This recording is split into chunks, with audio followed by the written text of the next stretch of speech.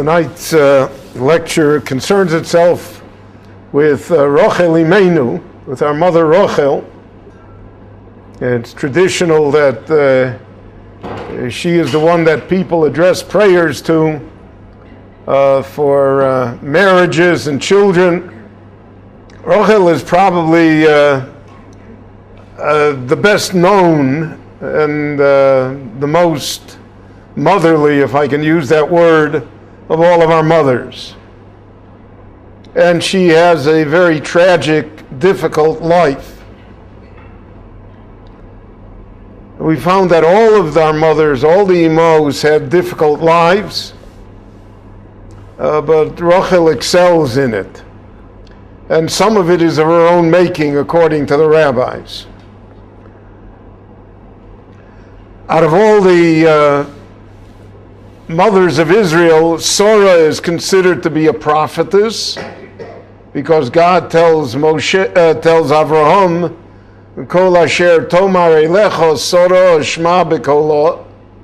Whatever Sarah tells you, listen to her, because she has the power of nevuah, of prophecy. But Rochel is also a prophetess. She also has the power of nevuah. The Gemara in Brachos describes her in that light. And all the mothers of Israel were beautiful, but she is considered to have been the most beautiful. And in fact, the Gemara says that Yosef, who it says Yafas Toar, Yafas Mare, who was so handsome and attractive, was a portion of the beauty of his mother.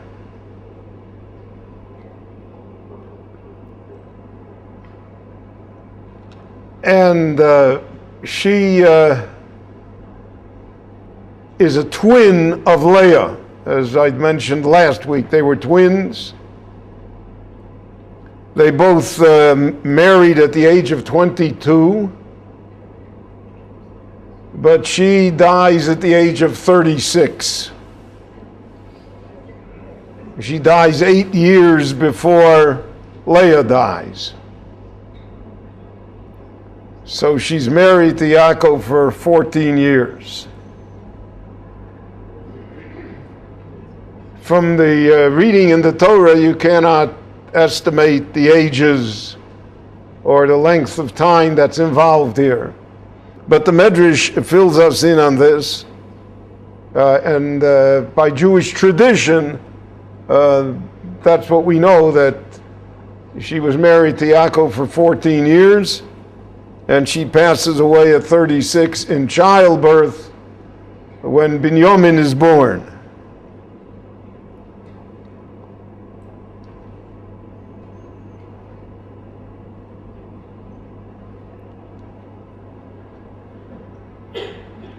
Why did she die, so to speak, so young and before? The rabbis always pointed out to us how careful one has to be with speech, with what one says. My Rabbi in the yeshiva always used to say, that when you're davening, he said, you be careful what you ask for, because he may be listening. We're confident that no one is listening, so we ask for everything, but it doesn't mean anything. She says to Yaakov Avinu, to her husband Yaakov, in the terrible frustration of not having children, while her twin has one child after another, and she wants to also be the mother of Israel, and she sees the window of opportunity closing upon her. So she says to him, Hova li bonim, give me sons, give me children. V'mayin, and if you don't do it, Mesa Anochi, I'm dead, I'm going to die. So the Gemara says, Nisnabo shehi Mesa b'mehera. She prophesied that. The Gemara says a rule that kilalas tzaddik afilu al tanai, if a righteous person says a negative thing, regarding oneself or regarding others, even if it's conditional, and the condition be not fulfilled, nevertheless, it still has an impression. It's not erased. And therefore, she said, Imeinu, and if I don't have children, Meisa Anochi. So she died in childbirth. She, so to speak, predicted her own end by that statement. So one has to always be careful, even though one doesn't hold that oneself is so righteous. But nevertheless, one has to be very, very careful what one says. And especially in vernacular and slang, we say terrible things. You know, a person says, I'm dying for this car. Right? So in slang, it doesn't mean anything, right? But a car is a lethal weapon. Carries danger with it. So Jews were always careful. We're not only careful about lashon hara, about slander, and about defaming others, and about obscenities, but we're also careful about whatever we say, and however we say it. And this is in a world where nobody is careful about that.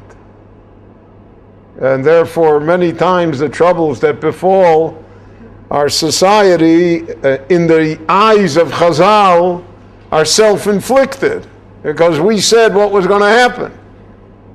I always hear with trepidation, with our generals and with our politicians, always say, if this, that, and who knows, shut up. Which is something that we are incapable of doing. Absolutely incapable of just being quiet. Don't say anything. Chazal said, Mila bechad, shtika betray. A word is worth 1 shekel, but silence is always worth 2 shekels. And when Jewish children, before they learned how to speak, when they were 1-year-old, 2-year-old, 3 years old, whatever, so they didn't say that my child doesn't speak yet. They said, bis jetzt, until now, but er nicht gesagt, kein narische Wort. He didn't say one foolish thing yet. And the Yiddishisms always reflect a value. That's what makes Yiddish such a special language, because it reflects the value of the people. So Rachel, so to speak, is trapped in her own words, even though that obviously is not her intent. But this rule pertains. I knew a Jew in Detroit who was a yeshiva student in Lithuania in 1932. And the Chafetz Chaim was still alive, very, very old man. And he received a notice from the Polish army. He's being drafted into the Polish army. So the yeshiva students who received such notices and were not anxious to serve in the Polish army would go to the Chafetz Chaim for a bracha, that he should give them a blessing that they don't have to go to the army. So he told me the story himself. He comes in by the Chafetz Chaim, he's very old and feeble, and he tells him in his ear, Rebbe, I got this for the preziv, I have to stand in front of the draft board, the army, they're going to take me to the army. Rebbe, give me a bracha. So the Chafetz Chaim said to him, listen, there have to be Jewish soldiers in the Polish army also. So he went out destroyed. And they took him in the Polish army, and they trained him to be a medic, a chovesh, someone that tends the wounded on the battlefield, God forbid. And so he served 2 years in the Polish army, and then he was discharged. In 1934, he's discharged. He goes back to the yeshiva. And he wants to know what his sin was that the Chofetz Chaim said to him, there have to be Jewish soldiers in the army. And the Chofetz Chaim is no longer alive to ask. Comes 1939 and the war breaks out. And the Polish army mobilizes all the reserves, which he was in the reserves. And he goes to the army, and they station him on the eastern part of Poland, which in a few weeks was overrun by the Soviet Union. The Soviet Union took all the Polish soldiers and sent them to Siberia. Stalin's solution to everything.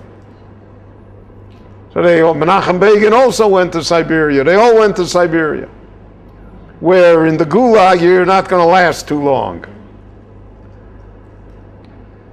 In 1941, the beginning of 41, Hitler invades the Soviet Union. Stalin is certain that it can't happen to him, and it happens to him. And now he needs help. He needs help from England, he needs help from the United States, from the Western powers. So Winston Churchill, who negotiated the arrangement, said, we're going to help you. In his famous speech in the House of Commons, Churchill said, if the devil would fight Hitler, I would have a few good words to say about hell. So they demand that all the Polish prisoners be released, and they're going to make a Polish army, which they did. General Andres with the Polish army fought in Italy and later fought in Europe. Very bloody battles. And then after the war was over, Stalin sent them all back again. But a lot of the Jews in the Polish army, when they got out of Siberia, didn't go back to the army. They walked across borders. Begin walked here to the land of Israel. It's a walk. It's almost as far as the Shuk. It's a long walk. That's how he comes to the country. My friend that I knew, he ends up somehow in America, and he ends up in Detroit. And he says all of those that got the bracha from the Chofetz Chaim who were not in the army got killed in the Holocaust. And the Chofetz Chaim told him that there has to be Jewish soldiers in the Polish army, so he felt that that was not a blessing, and he didn't understand what it was, and he said now he lived to see that the Chofetz Chaim gave him the ultimate blessing because of the fact that he was in the Polish army, he was able to be saved. So words have an effect, and especially words of holy people, and therefore the words that she uses rebound against her. Because she said, Imeinu Mesa Anochi. If not, then, So in heaven they heard it. Now, the famous story with Rachel and Yaakov are in love with each other. It says in the Torah, Vayeoveha, he loved her so that the 7 years that he worked for her were like nothing. Ba'avoso oso. And Rachel knows from the moment that she meets Yaakov that they're destined for each other. Sometimes people are fortunate that they meet the mate that they're going to marry and they know it right away. Another story I'll tell you about the Chofetz Chaim is that a young man in his yeshiva came to him and he said, Rabbi, I met this girl and she's the nicest girl and everything and it's wonderful. So he said, so what's wrong? So he said, there's no money. There's no nadan, no dowry. So the Chofetz Chaim said to him, dowry is a moshel. Sometimes if you don't understand something, you have to give a moshel. You have to explain it and explain it.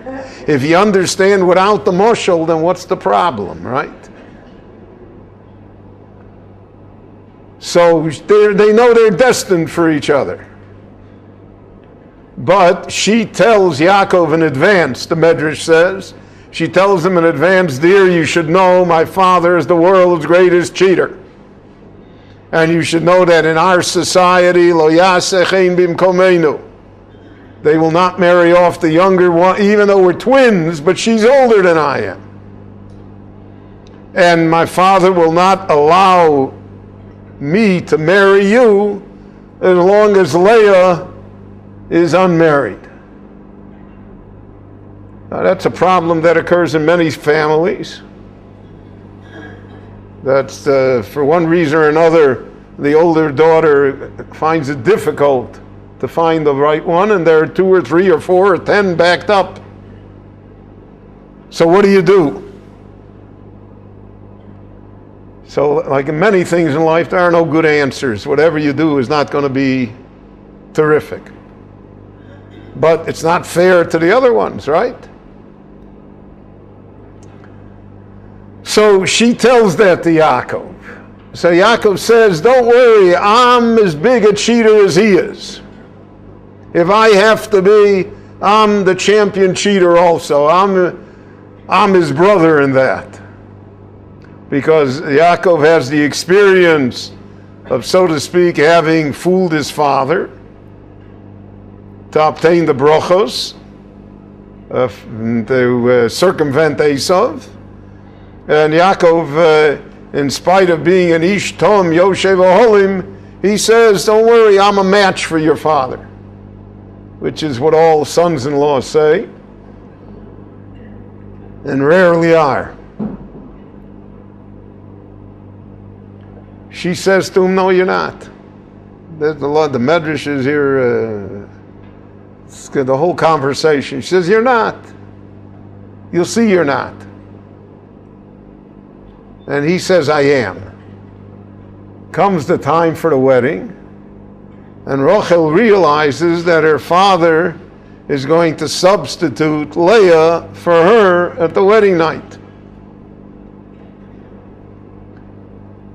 Yaakov, in order to, he also suspected that such a thing could happen, so he and Rachel devised a system of codes, so to speak, signs between each other, intimate signs that they would know, that he would know that this is Rachel and not Leah.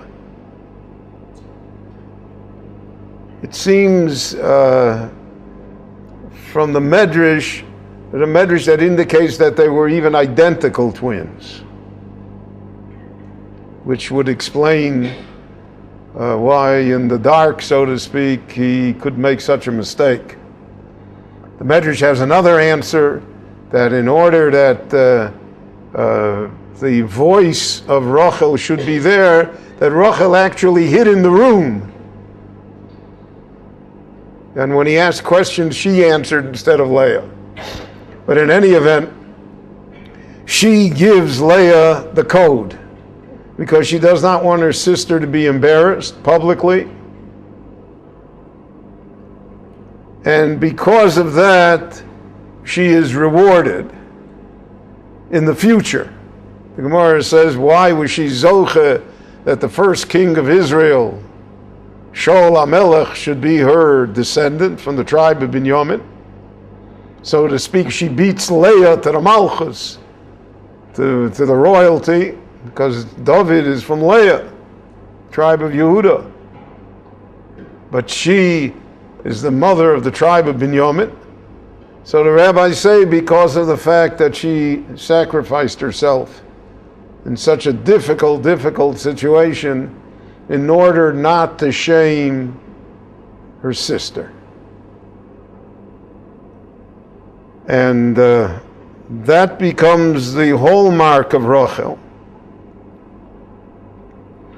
Her concern for others, her sensitivity for others, even at the expense of her own self-interest. Really, it's something that to us would be unimaginable.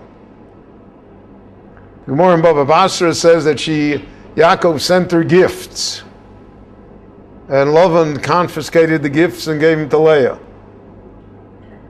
And later when they're married, Yaakov says to her, what happened to my gifts? And he said, well, she said, I could not shame my sister. So when the gifts came, I said they were for her.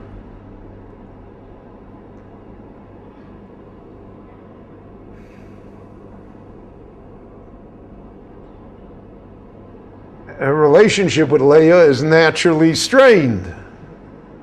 First of all, two women married to the same man at the same time, under any circumstances, strained. But on the other hand, there's a great attachment that the two have to each other.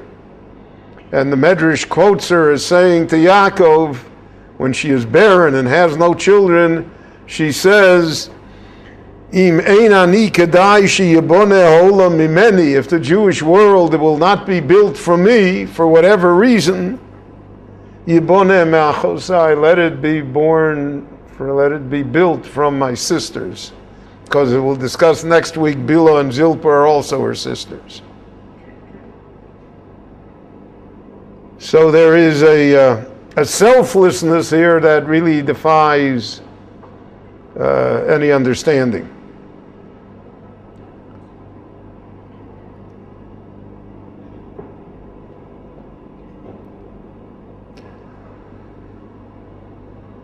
Chazal say that when Yaakov met Rachel, so he kissed her and he wept, because he sensed already that there's going to be a problem here. She's not going to be buried with him. So in spite of his great love for her, he also finds himself in a situation where, to a great extent, he's helpless. Can't deal with it.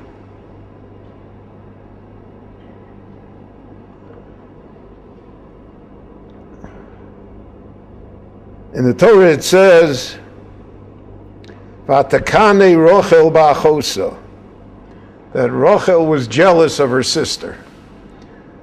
So the rabbis modified that. They said, we're not talking here about jealousy of a person. She was jealous of Leah because she felt Leah must have been such a righteous woman. That's why she has children. And that's why the world will be built from her, the Jewish world. So she's better than I am. So she is jealous of her goodness, which she now will attempt to emulate. But we see the tension in the house when Yaakov's answer to her. And she says, Hova libonim, give me children. So he says, Ha'atachas Elohim onochi asher mona mimech priboten. What am I, God, who has not given you fertility? And he says to her in the Lashon of the Medrash, I have children. So what do you want from me? The Gemara says, is that the way to talk to someone at a time like that? Is that the response? So to speak, to pour salt into the wound? And therefore, the whole house of Israel pays a price for all of this drama that we see about. All the tensions. Everything that's recorded, the Torah tells it to us so that we should realize that somehow all of this plays into events that happen to us even thousands of years later that we're unaware of where the source is. But you don't talk like that to somebody. Gemara says, Kach Omrim, this is the way you talk to people that are despondent, that need encouragement. I had a professor in law school. And law school is a very terrible place. It really is, because all the professors are, not all, but many of the professors are cruel people. They all think they should be Supreme Court justices, and they're not.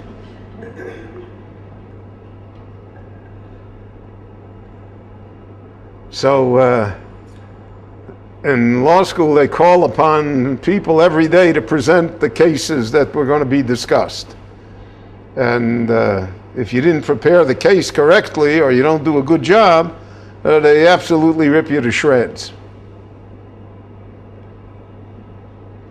So I remember once one of the students reported on a case, and he didn't do a very good job. He couldn't explain the rationale of what the court meant, and he didn't understand the principle of law that lay behind it, and he hemmed and hawed. So the professor said to him, he said, do you have an inferiority complex? So he said, I don't know. He says, I don't think so. I just think you are inferior. So is that the way you talk to somebody? I mean, the guy was shot for the whole semester. Probably today he is a judge, for all I know, but the Chazal say, that you don't talk that way to people that are, that are in such a condition. And if you did, so then you'll hear it back. I always said to my 16-year-old students in the yeshiva, they should remember every word they say to their parents, because they'll hear it repeated verbatim to them 20 years later.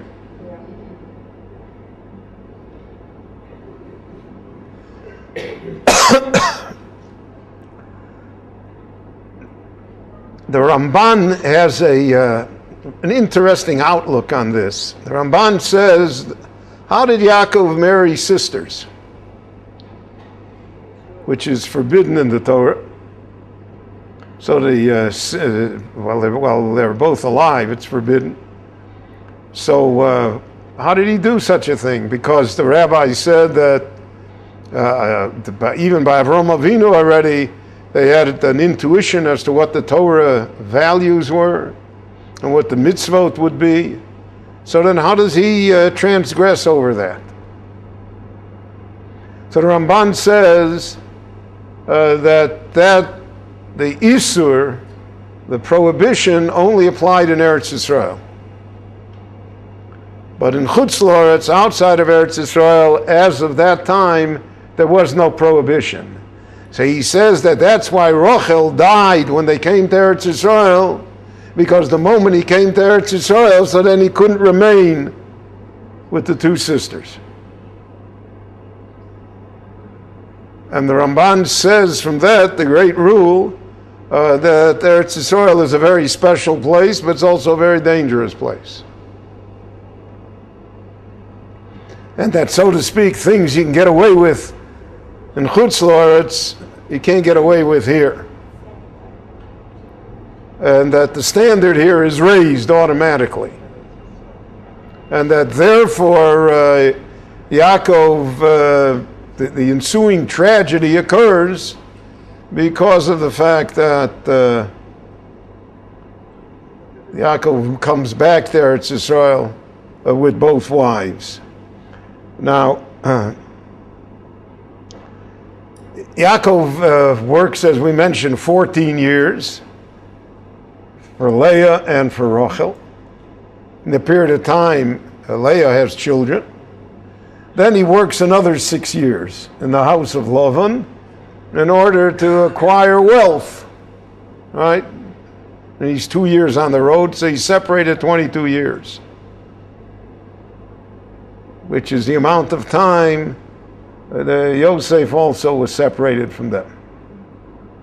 Again, how things in the Torah are exact.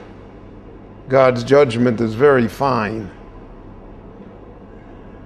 So he calls Rachel and Leah out, and he says, I explained to them what your father has done to me, etc., etc., and therefore we're going to leave. But I'm afraid he won't let us leave, so we have to sneak out. We have to go in the middle of the night, pack the bags, get the kids ready, we're going. Rachel, in the meanwhile, has already given birth to Yosef. He's ready to go. And they agree. They say, Ahod lanu chelek, we have no share anymore with our father.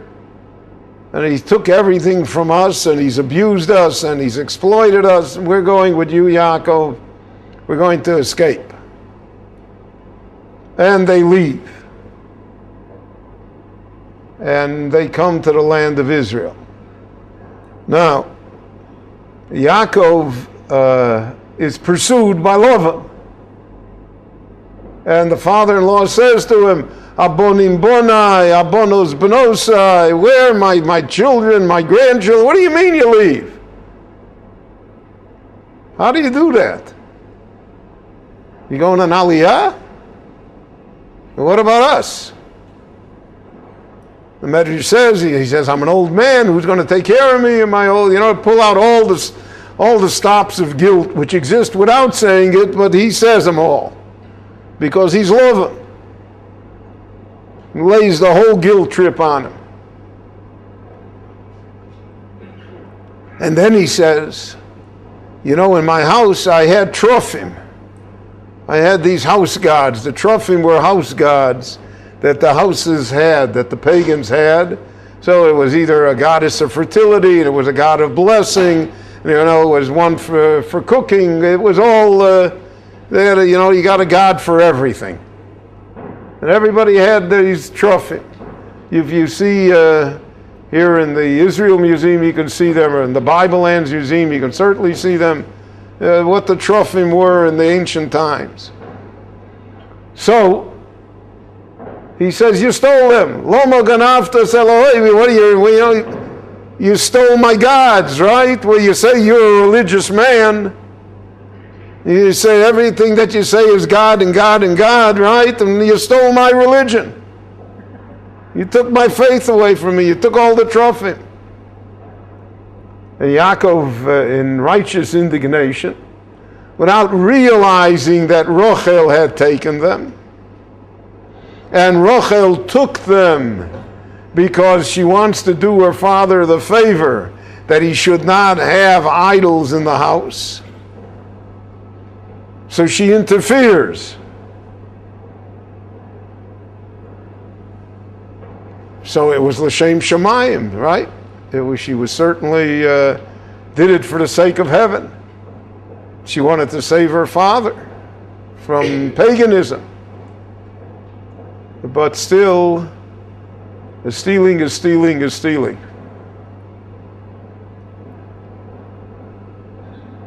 And therefore Yaakov says the fateful words.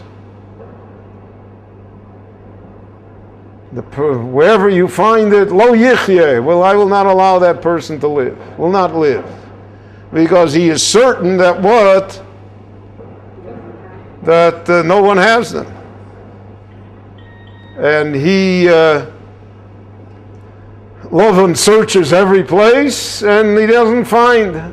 He went to Oel Rachel, Oel Leah, the Oel Shvochos, he can't find them. And then Yaakov says to him in righteous indignation, Loma mishashto kol keloi, what, you put your hands on everything that I own, you look through all the drawers and everything.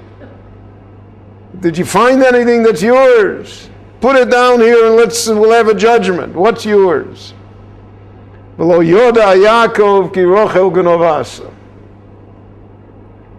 So the rabbis say here, only the rabbis can say these things. And again, we're not talking about ordinary people here. Even Lavan is not the ordinary person. I always say the Kotzker said that, we think Esav looks like John Gotti. He says Esav trucked a streimel with a zupiche, you can't tell Esav from the outside what he looks like. None of this is as simple as we make it. But Yaakov says, can't be. And she stole them.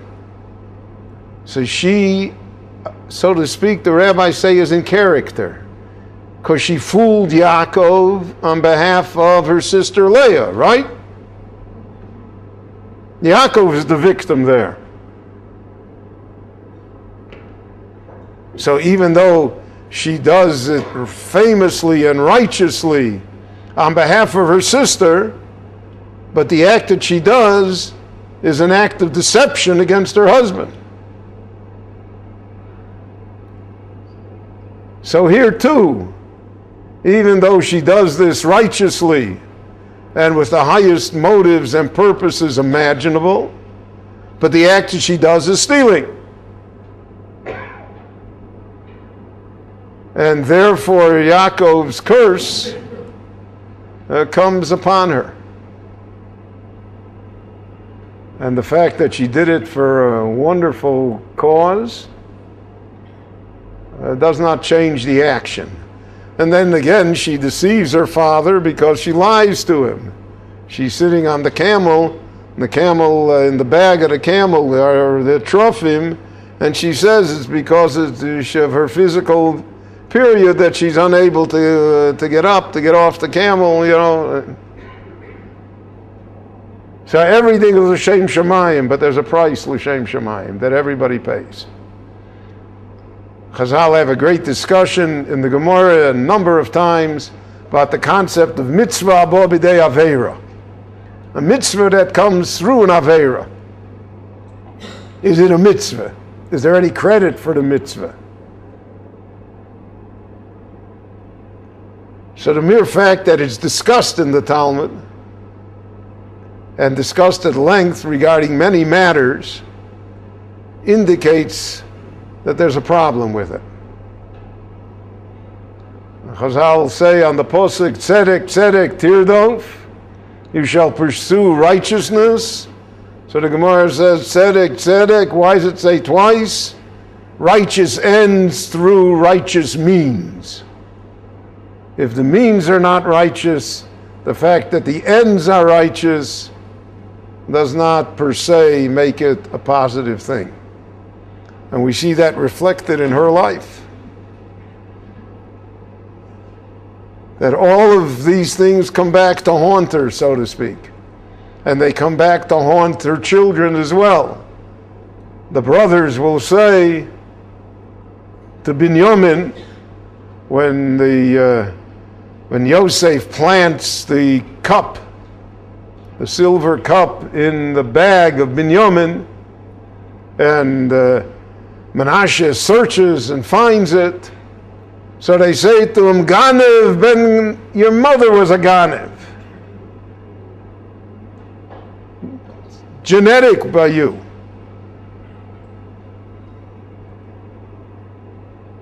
So, decades later, under a whole different set of circumstances, it's 37 years later, they remind him of the fact that Rachel took the trophy of her father. So they said, maybe you also had a holy reason for taking the cup, because Yosef used the cup to be a soothsayer, right? To say the future. They didn't realize what was happening. So you took the cup in order that he shouldn't know where we are, and that we'd be able to get away with everything because he needs the cup to know. But you took the cup. You stole it. So you're a Ganev just like your mother was a Ganev. And that's baked in. That's in the DNA. We have to pray that it's always a recessive gene, but it's not always a recessive gene. Chazal saw in this whole episode of this family all of the difficulties that exist in the Jewish world throughout the ages. My Rabbi used to say that's why you have Jewish hoodlums, gangsters. They're doing it for a good purpose.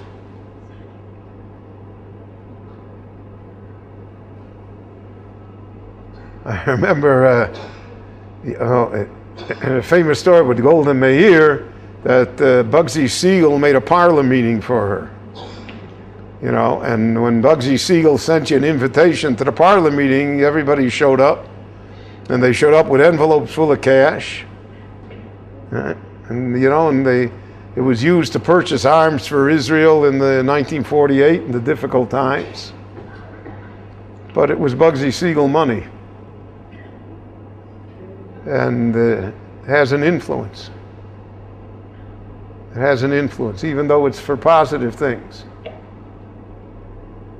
And I knew a great Rosh Yeshiva that wouldn't take money that they felt was tainted.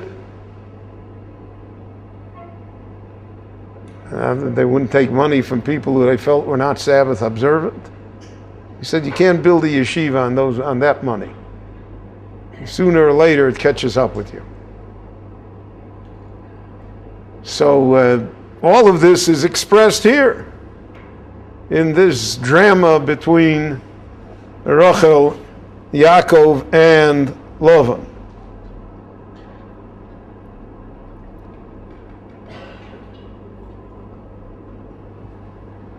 The Medrash says that Lavan searched Rachel's tent twice, because it says Vayovo be'ohel Rachel. Again, Vayovo. Came again, because he suspected her. He suspected her because of the story with Leah, that she gave Leah to Simonim, etc. He suspected her.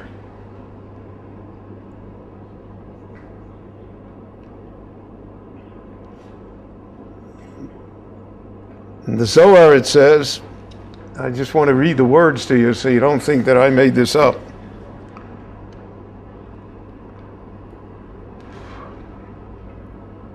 Afal pi sherochel osets ozos lakor avodah zora meisavia. Even though her entire purpose was in order to remove paganism from her father's house, nenshu al zeh, she was punished. Shelo zochsa lagadel es binyamin, that she was unable to raise her second child, Binyamin. Below iskaimo ito afilu shoachas, she didn't have him, she died in childbirth. Why? Mipnei tsar aviyah, because of the tsar that she caused to her father. Afal gav sheiskavnu letova, even though her kavona, her intent was holy and pure and correct, it doesn't erase the other part of the equation. So we see here fearsome things. And many times in life it happens this way. So we can't judge, but the situation is repeats itself in life.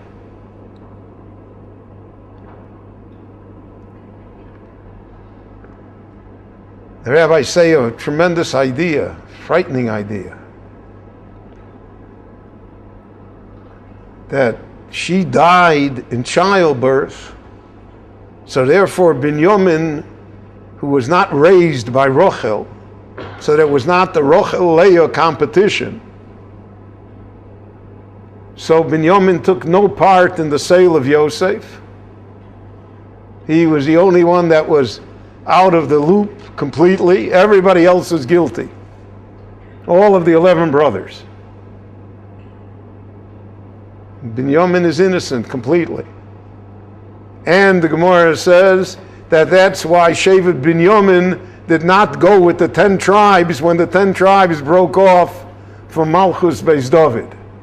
When the 10 tribes left the Davidic royal line at the time of Rechavam, and Yerovam established the kingdom of the north under the leadership of the tribe of Ephraim, of Yosef. So one would think that Binyamin should go with Yosef, right? But Binyamin didn't go. Binyamin remained with the Davidic dynasty because of the fact that he never was part of this. He never was part of this tension in the family.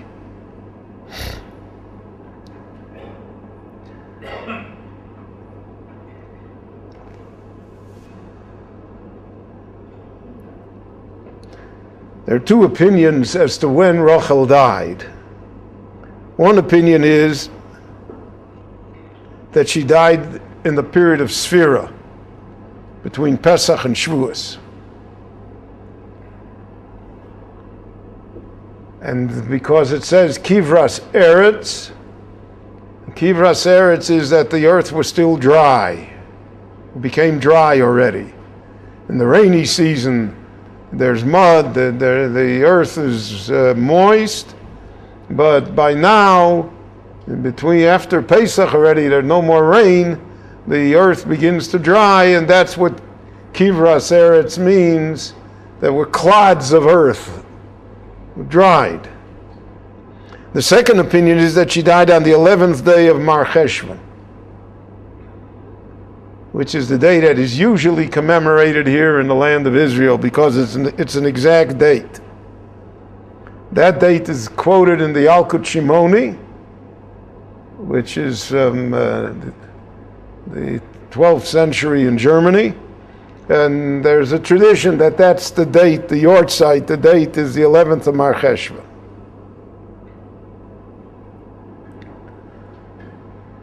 We have the story of the fact that she takes the flowers from Ruvain and tells Yaakov that night he should live with Leah, which the Gemara felt also was insensitive to Yaakov, like you're trading him. And therefore Leah has extra sons, so to speak, and has a daughter, Dinah, while Rachel has the bare minimum. And the Gemara says that that's why she was not zoche to be buried with him. And Leah was, because of the fact, so when she said, he will not sleep with me tonight, in heaven they heard, he will not sleep with you forever. In the long night till the resurrection. Well, we see how almost frightening the judgments here are regarding her life. Nevertheless, and probably the most poignant, one of the most poignant scenes in the Torah is when Yaakov tells Yosef that I want you to bury me, take me home, bury me in the Morat HaMachpelah. And he says, and then you'll say to me, well, why did I not do that to your mother? Why did I bury her on the road? So he says, the Vani bevoi mipadon, when I was coming back from the house of Lavan, from Aram Naharaim, Mesa Olai Rachel. Rachel died to me. Because I'll say, Ein Isha Mesa L'Labayla. Person dies, so that it dies to everyone, but to the spouse, it's a different thing completely. Mesa Olai Rachel. And he said, I'm bereft the rest of my life because of it. I'm given to sadness. The Ruach HaKodesh departed from me. Berel shom bederech beis lechem, bederech Efros hi beis lechem. And I buried her on the road near Efrat, which is the city of Beis Lechem. And they said, V'hi makom kuroso ad hayom. And that is where she remains until today. So one of the oldest traditions in the Jewish world is that our mother Rachel is buried in that spot. Now the old traditional picture that we had of Kever Rachel, with the little dome, it was because that was an empty field. The Arabs had not built the city of Beis Lechem out to it, and it was all empty. Though there was an Arab cemetery nearby, and it was the tradition that was where her grave was.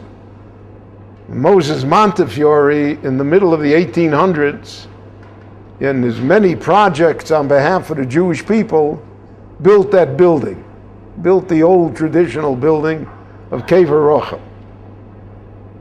Today, Kever Rochel is a fortress because of the wisdom of our leaders, who were even willing to give it away. Only at the last minute, so they moved off 100 yards. Because to them it doesn't mean anything. It's all territory here.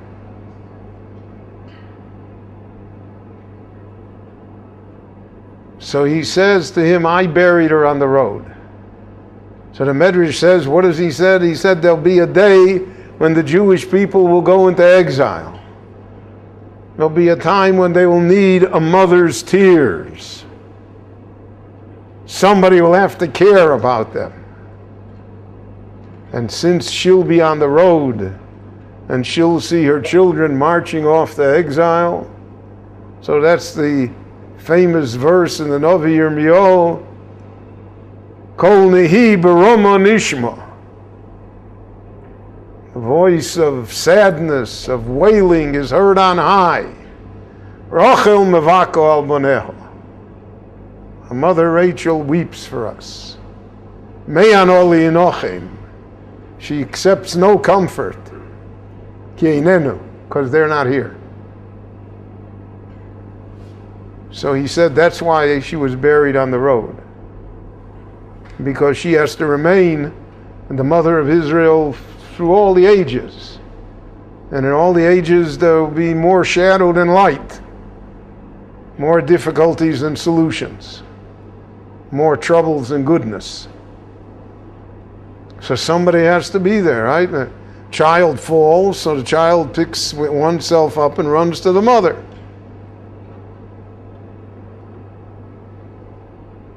So that's the mother Rachel. That she will remain forever that symbol. Hi omedes umevakeshes rachamim aleim. VaHaKadosh Baruch Hu shomea tfilosa.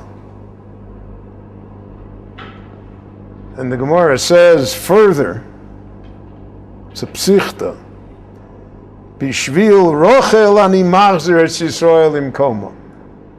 V'shovu bonim ligvulam.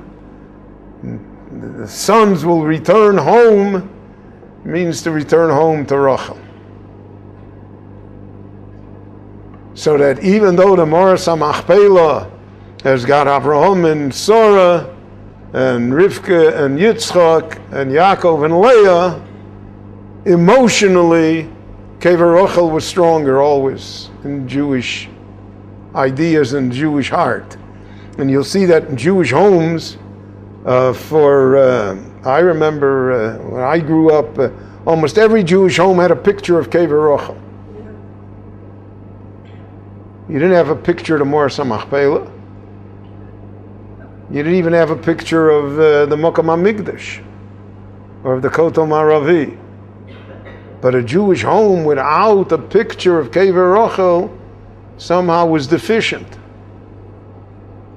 So it was like having people have, in their home, they have their parents' picture, their grandparents' picture, because that gives one a sense of continuity. Comes from someone, not alone. And Rachel, therefore, remains our mother. So in spite of everything that we've discussed here, and the difficulties of her life, and of the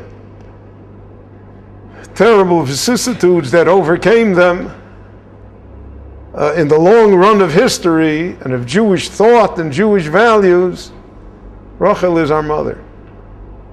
More so than anyone else.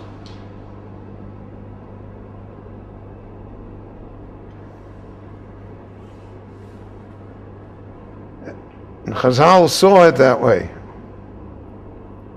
Chazal said, Mokom kvuroso lo nelam ad hayom hahu.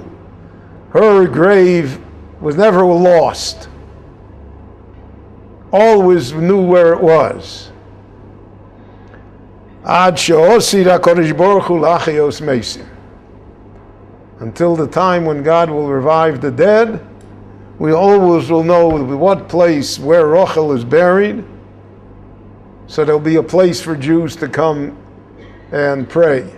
The Ramban writes, when he came here in 1267, one of the first things he did was go to pray at Kever Rachel. The Rambam, when he came to Eretz Yisrael in the late 1100s, so he was here for a few weeks. He fled because of the fact that the Crusaders threatened to kidnap him and hold him for ransom. So therefore he had to flee the country, and he went to Egypt. But he said, I had the privilege of going to the grave of Rachel Imeinu and praying there. But he says, for giving thanksgiving for the fact that I arrived in Eretz Yisrael. So we find this idea throughout Jewish history, that the hopes and aspirations and beliefs of the Jewish people are, so to speak, centralized in Rachel Imeinu, in our mother Rachel. And that's what the Gemara means when it says that when the women of Beis Lechem, who were from the tribe of Yehuda, who were children of Leah, blessed Rus when she converted and came and married Boaz. So they said to her, Yesimech Elohim keRachel v'Leah. They said Rachel first, even though Leah is their mother. Asher bonu shteihem as Beis Yisrael. So the Gemara says, Somu Rachel lifnei Leah. Hodu, they admitted that Rachel was the Akeres Habayis.